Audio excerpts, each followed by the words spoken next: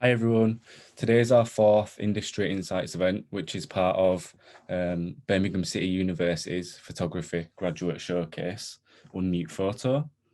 And for today's event, we're with Brian Homer here, who is going to be presenting an artist talk on his project, the Handsworth Self Portrait Project. So I've just got a quick bio for you, Brian, but yeah, feel free to add anything after if you wish to. Brian Homer is a photographer, designer, writer, and communications consultant who's been doing this for over 40 years and has been mainly working with the public sector. He has in that time also been actively involved in a wide range of arts-related projects, such as the Handsworth Self Portrait Project, which he's presenting today. Brian is a co-founder of 10/8, which is an international photography magazine. He spent a period co-running Weld community photography project in Birmingham, and he continues to carry out photography commissions for clients. Most recently, he has curated a photography project about community by Andrew Jackson, which was part of the relaunch of BVSC in Birmingham. So yeah, thank you so much for joining me today, Brian. I'm a huge fan of this project, so it's going to be, I'm so excited to hear what you've got to say about it. But yeah, I'll just pass over to you now, and feel free to screen share. And if you've got time, then yeah, I'll just ask a question or two as well afterwards. Great. Okay, thanks, Nathan. Am I actually on screen now, Nathan? Yeah, you are. Okay, because I'm in presenter view. Okay, so hello everybody, and it's great to be here, and it's great to continue connections with BCU. So one of my good friends, Tim Sonnenschein, used to teach on your course, so I still work with him on self-portrait projects. And thanks for the intro. So I'll crack straight on with it. So I'm going to share the screen. And here we go. So let me just get rid of that. Okay, Handsworth Self Portrait, long time ago now, 1979. At that point, myself and my colleagues John Reardon and Derek Bishton were working in Handsworth in an office in Grove Lane, doing kind of design, photography, editing and writing.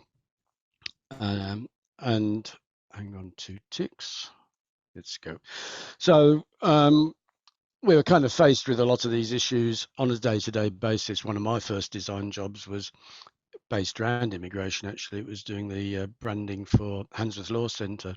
So at the time in '79, immigration law, community relations, rise of the right, anti-Nazi League, and the external coverage of Handsworth were all very live issues and contributed to why we thought about doing this project.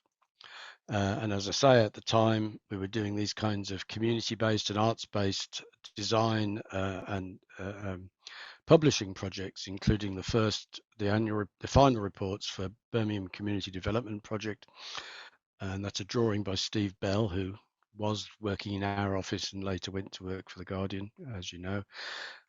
Talking Blues, which was a black bus driver interviewing a lot of community people, because Hendon College, a guy called Gray, had written a report that said all the criminality in Handsworth was down to 200 rastas, which was utter rubbish.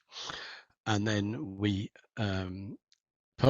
designed, edited and published Movement to Jar People, which was the first kind of mass booklet about Rastafarianism, written by a guy called John Plummer. We were, for a period, designed Searchlight, and we also did projects like Brick Lane 78, which had pictures by Paul Trevor, I think, about all the anti-racist action against the Nazis in Brick Lane in that time. So this was all very relevant stuff. African Star, a reggae band in Birmingham, were rehearsing in our offices, and we were working with the Cultural Centre. Bob Ramdani ran that as part of the probation service to provide arts provision for people who would otherwise possibly go into the criminal justice system. Other things in the context were that you've got this split between documentary photography and community photography. So, as Nathan said, we had contact with Weld, one of the community photography projects in Birmingham at the time. And the difference at that time was that documentary photography was very much about people coming into a community and photographing people, not necessarily having links to that community, whereas community photography was more about people in that community getting involved and often taking pictures themselves. So these pictures are by people from the Weld project. So all these things were in our minds. And as Nathan also said, we about the same time set up 10/8 magazine, which itself was quite influenced by camera work. And camera work from the Half Moon Gallery in London had an issue in I think it was late 78, early 79, about portraits. The ones on the cover are Jürgen Schagderberg's pictures. He was a German photographer, now sadly passed, but worked in South Africa a lot. So in this issue, there was Worlds in a Small Room by Irving Penn, and Angela Kelly, who was at that point taking feminist self-portraits of herself, wrote generally about self-portraits, which of course at the time the selfie movement hadn't happened. So self-portraits were usually photographers taking their own picture, and there wasn't so much use of self-portraits in photographers helping subjects take their pictures. And Russian Self-Portraits by David Atty was one of those projects that provided an opportunity for participants to take their own picture. And we kind of looked at all of this. We felt Worlds in a Small Room was, I mean, although Penn is a brilliant photographer, was potentially patronizing. Whereas the Atty imagery was much more humane in our view and allowed more input from the subjects, although my research later has shown that he was actually quite deterministic about it and chose his subjects very carefully and directed them. So that's a bit different to what it looked like when we were looking at that one picture, the cover of the book that he published. So what we decided to do was do our own project, because we felt that Handsworth was misrepresented in the press, that basically Handsworth, although it had its problems, was a vibrant community and with a lot of positive things going on, as well as the kind of deprivation and the results of racism that the media was only interested in. So the media only tended to come into Handsworth when there was a problem. So we did this project in late summer 79 over 5 days, 50 films and around about 500 people. We were very lucky with the weather. I don't think it rained once because it was outside in front of our then office in Grove Lane. We decided, influenced by Penn and Atty, to go for a plain backdrop, because what we wanted to do was show people of Handsworth in their own right. We didn't want the imagery to be, if you like, sort of mixed up with the context, with what people might assume was the deprivation and whatever going on in Handsworth. We wanted people to come out and really be seen for themselves. So plain backdrop and a cable release to allow them to have a measure of control over the taking of the image. We were using a simple 35mm film camera. I think it was Derek's FA, which had auto exposure, as I remember. At the time, around about that time, I had FMs, which were the manual version, which I have to this day actually. Prime lenses, and the release was a manual. I think it's a bulb release, so subjects had to press it quite hard to take the picture. So you can see a bit more about the setup here. It was a very quite crude, really. All very homemade. The first session, not this one, I think this is the second or third session. the first session we had no shading whatsoever, which obviously was a problem with the when the sun came out. And so for the second session, John, pictured, just see him on the left there, built this rather Heath Robinson shading device, which, as you can see, was only able to shade part of the backdrop. So we, and I think on those sessions, only did either 3/4 or, just portrait shots. Later, John, for about the last three, I believe, built quite an elaborate, temporary box out of timber. Again, a bit like the diffuser, but a complete box with only a hole for people to get in and out, and for us to put the camera. So that provided a very diffuse situation, a bit like being in a studio, and so we were able to control the images much better. We framed the shots, as you can see from the previous shots of John behind the camera, and then we handed over the release. And as I said, we did on the various days, we did 3/4 shots, portrait shots, and sometimes full length shots. On some of the portrait shots, you can't see the release, which in itself is quite an interesting thing. What's the difference between a portrait shot with and without the cable release? But we can discuss that later. And then after each session, obviously compared to modern digital camera systems, very time consuming. We processed the films over the week after the shoot, and we made a small prints to give away, so everybody was invited to come back the following week and to pick up a print. Not everybody did, but quite a few did, and we've heard later that some people still have those pictures. We were able to get exhibitions organised, I think mainly in '81 and a few others in the '80s. I think it was called the Triangle Gallery down at Aston Arts Centre. I think that was our first exhibition. We had a show at the Icon in Birmingham, and later on in the Midland Group in Nottingham. And for those exhibitions, we edited the images down, and that was a very interesting process with 3 photographers involved, laboriously going over contact prints. That's one of the contact prints on the slide right now, and just arguing literally about which images to include. Took us ages, and we ended up cutting out, in the days before computers, cutting out small, we had more than one set of contacts, so we cut out the images we liked and we're sort of shuffling them around like cards on a desktop.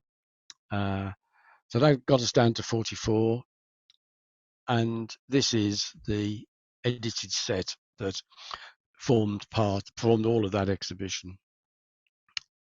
So I'm just going to kind of flick through these. I mean, if this was a live situation, people could stop me and ask questions, but I'm just going to flick through these at a reasonable pace. You look at these images now, and interestingly, the one on the left now, Rajan Friend, that was used by Birmingham Museums and Art Gallery to advertise the whole of the gallery, actually, at one point. So there were billboards around town in the 90s. And there is actually later, I think I've got it in this PowerPoint, an image we took later in Handsworth, which is remarkably similar given the difference in time. So you get sort of some iconic images. If there's 2 people in an image, like this one in the middle, very often the person who's not taking the picture will look at the person taking the picture. The guy on the left is now an accountant, I believe. We call the one in the middle the Arbus twins, because there's a couple of shots that we took, probably with a 28mm lens quite close, which does give you that Diane Arbus like rather slightly unflattering distorted view. George on the left, there was a hostel on the street. I'm not sure whether it's still there. He was one of the residents, and he used to walk up and down, actually in the middle of the road at times, quite dangerously. So I think that's one of my favourite pictures. How many African shots Star. did you That's take? sorry. Go on. Yeah, yeah. How many shots did you take, like per person, or was it just quite sporadic? Well, that's an interesting thing because we were shooting film, and we had some small amount of money from the Arts Council, Mm. not when we started, but later on. So we were really, using our own resources. So we were trying to stop people. I'll show you something later on which indicates what was happening. But probably we were saying 2 or 3 pictures. I mean, Yeah. without going back to the contacts, I can't be accurate, but we couldn't really afford more than that. Mm. So this is on the left, African Star. I'm still in touch with David on the right, slightly hidden, the drummer, and the singer at the back, just also in touch with him still. And it turns out these 2 girls, I for many years thought they were just friends, but they weren't. They were just 2 girls passing by. They actually came to the Mac show 2 years ago, and I've got a photograph somewhere of them in front of this picture, which is quite good fun. Carry on. So middle picture here is the guy who ran the fish and chip shop. His daughter, who up until quite recently was still running it, was also in the shoot. Now here's an example of this issue of looking at the person taking the picture. This is quite a fun pair of pictures on the left, where when he's not got it, he's looking at her, and when he's got the cable release, she's looking at him, and the difference in height kind of exaggerates it slightly. In fact, they came back about 5 years ago, and I've got a new photograph of them taken in my then studio. Again, the one on the right's quite you get this quite a lot in self-portrait shoots. Interesting, one of the cliches. Nigel on the left, still a close friend. Somebody else I've got another picture of, a modern picture with him holding this image. The punk on the right is an interesting one culturally, of course, an Asian punk at the time. And of course, one of the interesting things about in retrospect about the pictures are the fashions, what people were wearing, hairstyles, and that kind of thing.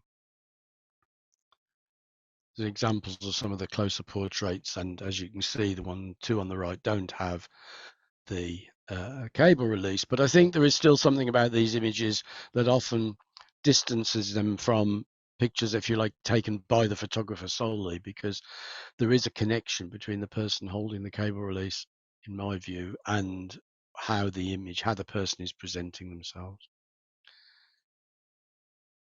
On the right, another favorite of mine.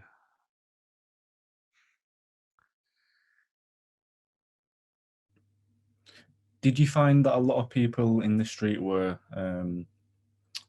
like willing to be involved, or did you have like a lot of hesitancy from I passers-by? think there was a bit, it was a mixture. It was a real mixture. That quite a lot of, I mean, obviously the African Star we knew, so we worked from the basis that we already had a lot of contacts who were keen to do it, and once you've got people taking it, and this is also true today, that once you get started, other people will get involved, or sometimes people will see what's happening and come back later. So, but there is often hesitancy, and of course in those days it was much less usual. Photography wasn't quite as universal as it is now. Not everybody had a camera then, so people aren't necessarily as used to sort of presenting themselves to the camera as they are now. And I think that means, to a certain extent, there's a freshness about these images that is perhaps not as easy to get these days, because people are so used to almost acting up for the camera, because the selfie movement has really involved people in, and the sort of social media aspect of it is about sort of almost acting up for the camera rather than being natural in front of the camera. David on the right, the drummer of African Star.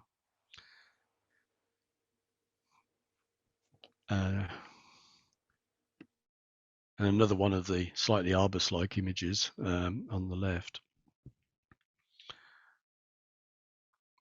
Steppers on the right is we'll come back to him in a minute, but fascinating guy. He now runs projects for children, but at the time when the show went to, I think it went to one of the schools in Handsworth, and he actually stole his picture in the frame, took it home, turned it face to the wall, and put a picture of Haile Selassie in the back so it was visible. I mean, so in a way, quite an interesting story that we heard about later. Oh, and here he is. So here, back to what you asked me about, Nathan. So Stepper's a very lively guy. We could hardly get the camera, the cable release off him. So here we go.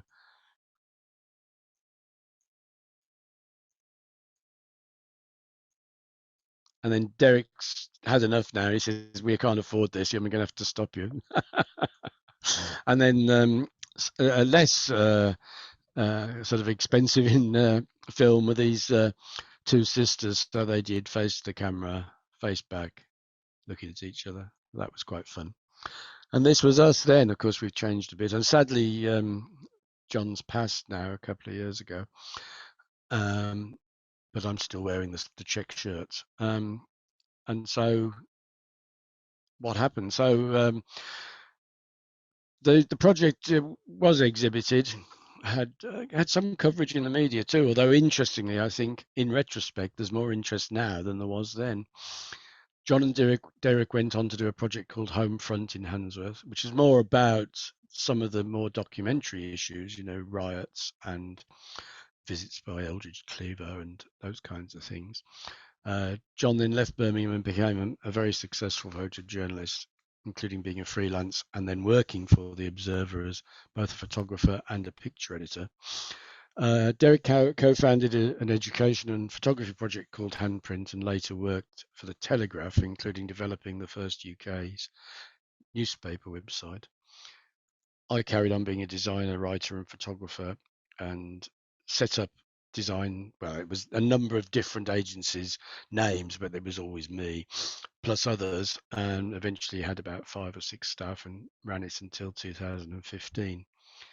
Since 2008, I've been running other self-portrait sessions using a digital setup, and I've been active on the jazz scene shooting gigs, and now I've been collaborating on what happens outside of the gig. Well, how do musicians make a living with Pedro Cravinho, who's a Portuguese jazz researcher at BCU. 40 years on, so the original 44 prints were acquired by the Library of Birmingham and BMAG, Birmingham Museum and Art Gallery, and the negatives are currently held in the Autograph APB archive in London. So to coincide with the 40-year anniversary, there was a show at the MAC in Birmingham. I curated a joint show at Blast Festival where I also was able to bring some of the prints, digital pictures over of the Atty work, because in the meantime, in 2012, I found the Atty family.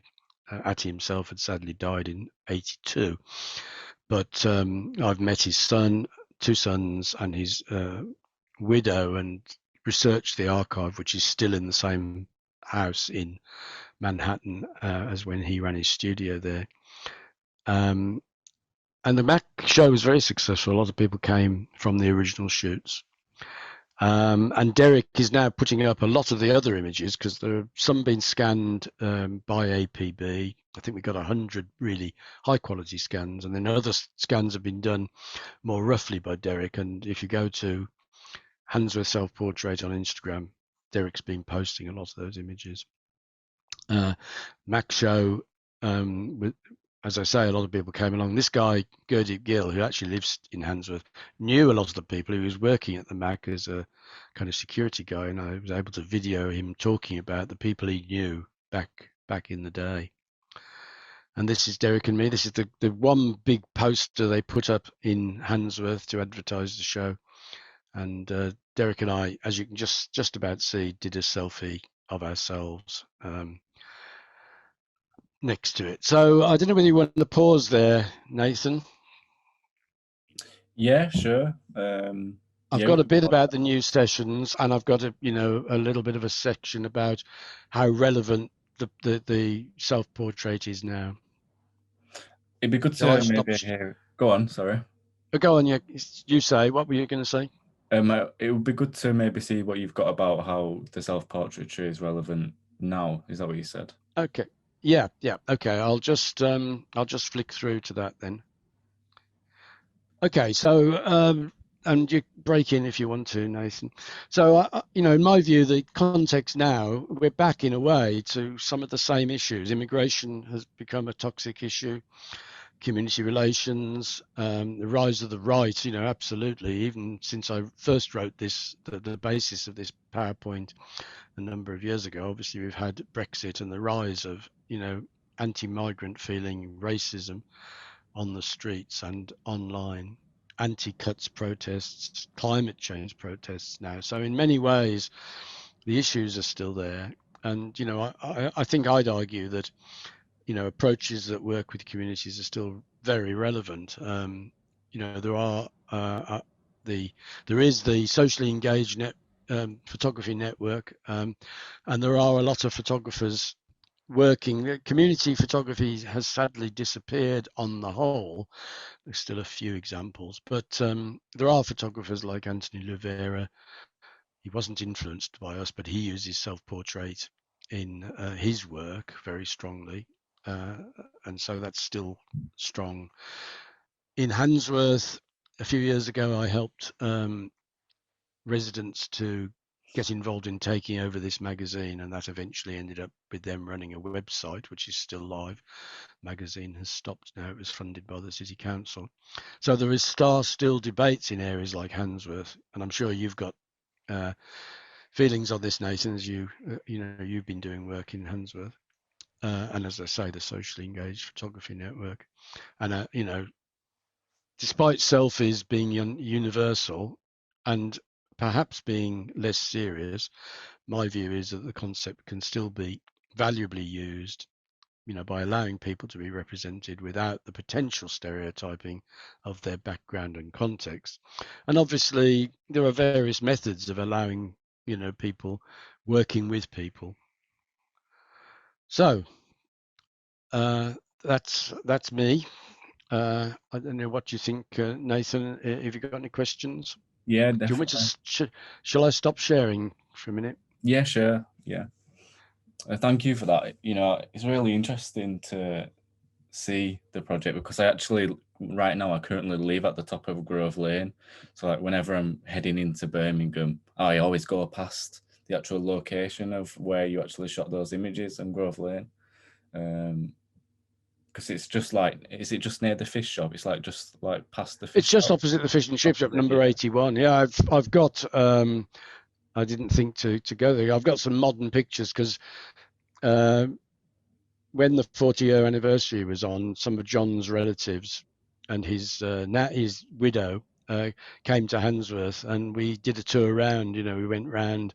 So I've got pictures of us all outside, where it was. And that was a fantastic time. Yeah, it was a fantastic time. Cool. And just one question that I've got for you is, I know you said that you were all working in Handsworth in that location. Is that the connection that you had to Handsworth, or were you actually raised around that area? Well, I was born. Well, I was born in Cheltenham. My parents are from Birmingham, so I came back when I was 5. So I count myself as a Brummie. Mm. But variously, I mean, interestingly, when I first left home, I lived in Linwood Road, which is only just parallel with Grove Lane. My cousin ran the dentists actually in Grove Lane. It was his first practice. Um, at the time in '79, I was living in Edgbaston, but Derek was living in Handsworth. John was living in. I'm not quite sure. No, John was living in the same place as I was, but we did have connections to Handsworth, and those have continued. Later on, I lived in in Lozells, which was my first house in the '80s, and also in the in nearer to Perry Bar as well. So kind of, and working with a lot of the community, with the cultural centre, and I've got a hell of a lot of contacts, from the back then in Handsworth.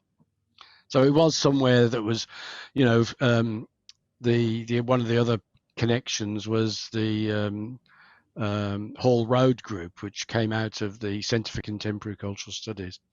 Mm. One of my friends that I'm from the time, Trevor Fisher, was at the centre, and one of my first visits to Handsworth would have been to see Hall Road. And then before, when I lived in Linwood Road, which was 72, I used to go and do a bit of volunteering at the then Adventure Playground. So, it was, yeah, I close to our hearts, I think. Yeah, absolutely. Cool. And would you ever redo the project, but like Well, it's a funny, I mean, Derek wasn't keen. We've been back to Handsworth twice. We've done it outside the library in 2011, or maybe it's the other way around, and we certainly did it inside as well, because the modern way we do it is with lighting, studio lights. We're not usually inside as well, because you can't rely on the weather. I would have loved to have done it about the time of I wanted to do it at the Mac, but the Mac weren't particularly keen. We have talked about it, and I think it would be valuable. I'd love to catch up some of the people we have met again, and I think it would be fascinating. I'm not sure whether it would be possible to do it self-portrait, but certainly some kind of follow-up I think would be great. Would be great because, 40 years on, 42 years on, there's still a lot of people around, and what's happened to them? A lot of people have done very interesting things. So yeah, I agree. I think it would be so interesting to do, like a modern version, even if it was, like either or a combination of, photographing the individuals that you previously photographed or photographing new individuals as well. yeah, I think yeah, both would yeah, work really, really nice. yeah. I reckon. Cool. You kind of touched upon this, I think, a bit, but what was like the main intention behind having, the actual sitters use the self-portrait mechanism? Well, I did touch on it. I think basically it's to try and get away from the fact of the sort of, if you like, the sort of patronizing view, which always puts the person in areas like Handsworth almost as a disadvantage before you've even started. Because what you're saying, I'm not saying that all photographers do it, and I think the work I've seen of yours, you don't do it, but it's where photographers come into an area and make assumptions and take pictures which portray people in potentially in a negative way. I don't think we've ever said that this means there were never problems in Handsworth, but it was that the only view of Handsworth and areas like it is that negative one of, poor housing, negative interactions between the races, whatever, that, and the truth is much more complicated than that. And it's I suppose it was an attempt to, I mean, it's not perfect. I don't think it's perfect, but it was an attempt to sort of look at the people themselves and allow those people and those faces to be seen without that stereotype being put onto them. So it's hard to look at the Handsworth pictures and sort of, if you like, be negative about them, because there's no hook on which to hang the negative views. Interestingly, quickly, I later did shoot at the Snow Hill Hostel in 2008 for Birmingham City Council for their homeless plan, and we photographed both residents and staff. And I think those pictures show that you can't tell. Many viewers would not be able to tell who were the staff and who were the residents. And I think that proves the concept, really, that, Yeah, that's interesting. yeah. What would you say was the biggest issue or difficulty that you ran into whilst producing the project, if any, if you had any issue? I think resources, really. I mean, we were doing both 10/8 and this, in the same time as we were trying to make a living, not very successfully, with doing design work and editing and writing. So I guess it was mainly finding the resources to do it. And I suppose it's the lesson is that if you are determined to do it, you'll do it. So we just decided we wanted to do it. So we didn't initially have funding, but we did get. I suppose they're not too bad in. I mean, 40 years ago we had 2 grants of 600 quid, so 1,200 quid in total, which is not nothing. It's probably what 5 or 6 thousand in today's money, and that helped us get the final prints done for exhibitions. I think we probably paid for some frames out of that. In fact, as I recall, we had somebody make some frames, but so resources really. Yeah. Uh, yeah, particularly as you saw from the way the setup was, it Mm. wasn't very professional to start with. Mhm. And actually, in terms of the printing, it left John. John was an obsessive in the darkroom. I mean, that's one of his. It was a great quality because he took. If you saw the shooting, the sun and the harshness, and then when you diffused it, it was a much softer, more forgiving light. And he managed to print all the 44 images with a very similar look to them, despite the differences in the way that they were shot. And that involved, technically pre-fogging the paper and, really spending hours in the darkroom. Yeah. Oh wow, that's interesting. Yeah, yeah. And just my final question for you, Brian, is what did you learn from the project? Did it teach you anything? Interesting. Well, I mean, I suppose collaboration is great, but it can be difficult. We were three very strong personalities, so that was a challenge. That really was a challenge. I mean, it's it was quite it was a very creative relationship, but it was also quite tense. I think once later on, a bit later on, not much later, we were joined by Rhonda Wilson and Order Lyerson and Roy Peters, 3 other photographers. So we had a 6 strong, you know, collective for a while. And I think one day when John was out of the office on a shoot, we sacked him, but not good. So I learned a lot about interpersonal relationships and how that works, and also perhaps how collaboration can be very valuable, but is quite challenging. And at times you have to think, is that going to work? And maybe, working on your own or in a different context is, something you might want to do. Um, but I learned a lot about, I mean, personally, I don't have any formal training in photography or design or writing. I was an electrical engineer, so Oh wow. I suppose that was one of the learning point. What I learned around about that time. John was currently at what he's studying at what became your course, Mm. so I learned a lot, about photography from John. Yeah. An awful lot. So that would probably be one of the main learning points, and also about organizing projects. There's nothing like being dumped into the deep end and on your, dumping yourself in the deep end and working on something like this to sort of really learn about how to project manage something, how to manage the money such as it was, and how to actually move from shooting pictures to making an exhibition. All very valuable stuff. Wicked. So it sounds like you learned a lot then. Learned a lot Oh about yeah, photography, community, and collaboration. Definitely.